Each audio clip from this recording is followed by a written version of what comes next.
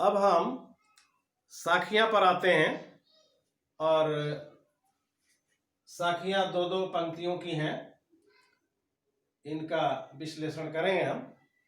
मान सरोवर सुभर जल हंसा केली कराही, मुक्ता फल मुक्ता चुगे अब उड़ी अनतन जाही। यहाँ मान सरोवर का जो मानसरोवर का जो अर्थ होता है, मानसरोवर का जो भौतिक अर्थ है वह होता है एक तालाब या झील। मानसरोवर सुभर जल हंसा केली कराही, मानसरोवर के जल में, सुंदर जल में या स्वच्छ जल में हंस जो है आनंद पूर्वक विचरण करता है। केली कराही आनंद पूर्वक विचरण करना। मुक्ता फल मुक्ता चुगे अब उड़ी अनतन जाही। उस स्वच्छ जल में, मानसरोवर के स्वच्छ जल में हंस विचरण करता है और मुक्ता फल तथा मोती चुगता है। चुगता मतलब खाता है, लेकिन जब वो मोतियों को चुग लेता है या मुक्ता फल कहते हैं, एक लवणी फल होता है या लिसोड़ा होता है, लेकिन यहाँ आध्यात्मिक अर्थ भी है, मैं समझाऊंगा। मुक्ता फल मुक्ता चुगे अब उड़ी अनतन जाही। वह हंस जो है मुक्ता फल या मोती चुगते चुगते आनंद विहार करता है और इतना चुग लेता है कि अब उसे उड़ना अच्छा नहीं लगता, वह फिर उड़ नहीं पाता।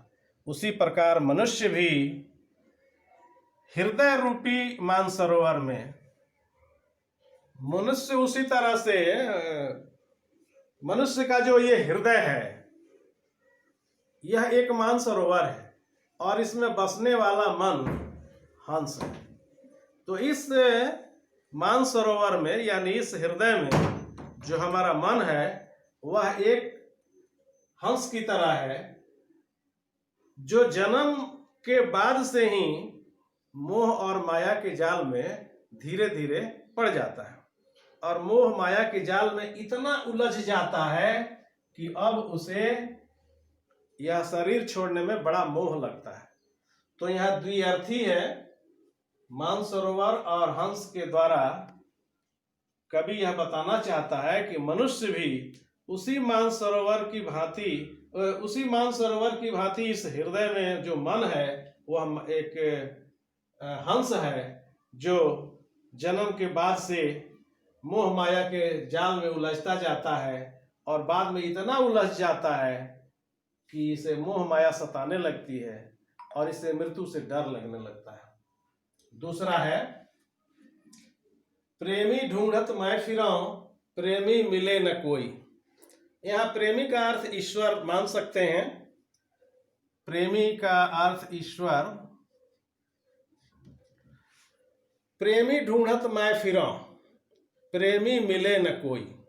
मैं ईश्वर को ढूंढने के लिए चारों तरफ घुमा फिरा, लेकिन ईश्वर मुझे मिला नहीं। प्रेमी को प्रेमी मिले, सब विष अमृत होई।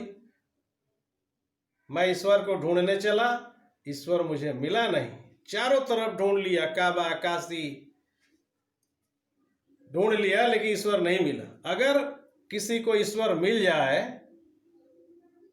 प्रेमी को प्रेमी मिले, अच्छे व्यक्ति को अगर ईश्वर की प्राप्ति हो जाए तो सारा हृदय का विष जो है वह अमृत बन जाता है, सब कुछ अच्छा हो जाता है।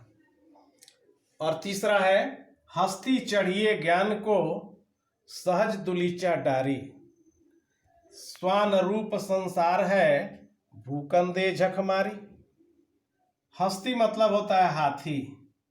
हस्ती मतलब हाथी, यानी मनुष्य को ज्ञान की हाथी पर चढ़ना चाहिए। मनुष्य को ज्ञान की हाथी पर चढ़ना चाहिए। और कैसे चढ़ना चाहिए? सहज दुलीचा डारी, यानी सहज साधना रूपी गलीचा या बैठने का जो गद्दादार स्थान होता है, वैसे आराम से बैठ करके ज्ञान की प्राप्ति होनी चाहिए। या ज्ञान को प्राप्त करने के लिए ज्ञान रूपी हाथी पर चढ़कर के ही ज्ञान को प्राप्त करना चाहिए और खूब अच्छे से योग ध्यान के साथ गलीचा लगाकर, योग ध्यान का गलीचा लगाकर, मोटा बिस्तरा लगाकर करनी चाहिए, ताकि आराम से हमें ज्ञान की प्राप्ति हो।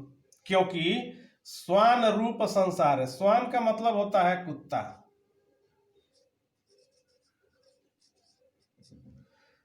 ये जो संसार है यह कुत्ते के समान है। भूकन दे झक मारी।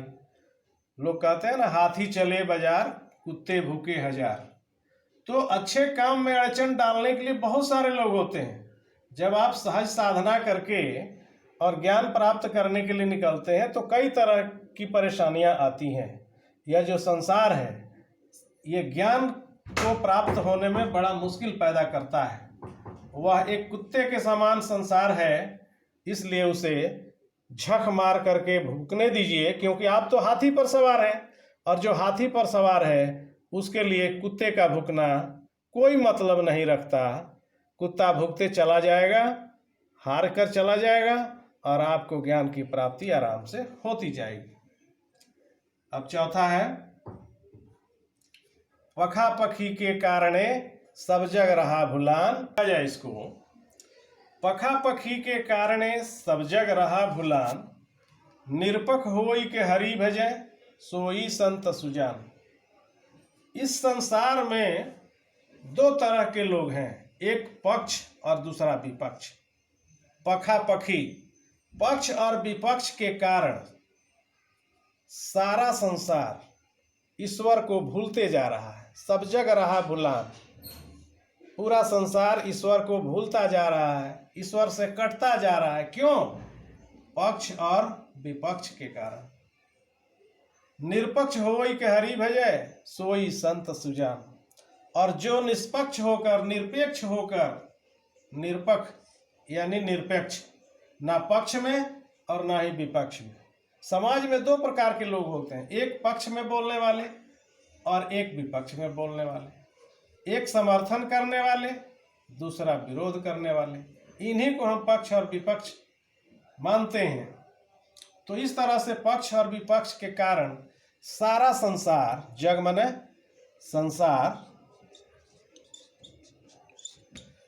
पक्ष और विपक्ष के कारण यह सारा संसार ईश्वर को भूलता जा रहा है। अगर हम निष्पक्ष होकर, निरपेक्ष होकर, ना पक्ष में ना विपक्ष में, दोनों से अलग होकर अगर भगवान का भजन किया जाए तो वही सबसे अच्छा संत होगा, वही सबसे अच्छा मनुष्य कहला सकता है। पांचवा है, हिंदू मुआ राम कही मुसलमान खुदाई। हिंदू मर जाता है राम राम कहते कहते। जन्म से ही उसे सिखाया जाता है राम भजन करो, ईश्वर का भजन करो, तो वह राम राम करते करते हिंदू मर जाता है। मुसलमान खुदाई, खुदा खुदा करते करते मुसलमान भी मर जाते हैं। लेकिन क्या किसी को ईश्वर की प्राप्ति होती है? नहीं होती। कहे कबीर सो जीवता दूह के निकट न जाई। कबीर दास तो ऐसा कहते हैं कि वही व्यक्ति ईश्वर को प्राप्त कर सकता है, वही व्यक्ति जीवित के समान है जो इस दोनों के पास नहीं जाए।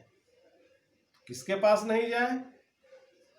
राम के पास नहीं जाए और खुदा के पास नहीं जाए। ऐसा कैसे हो सकता है?